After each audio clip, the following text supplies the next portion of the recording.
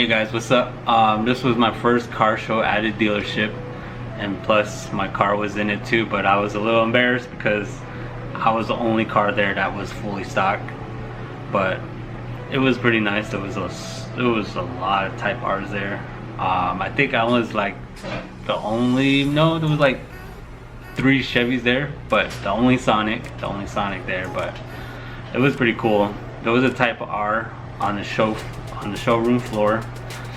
It was gray, and it was the only one that had the white wheels. That's why I liked it. It made it pop more. But it took a while for me to edit this video. I hope I got your car in there. If not, I'm sorry, but I hope you guys like it. It took a while for me to edit, so enjoy, guys.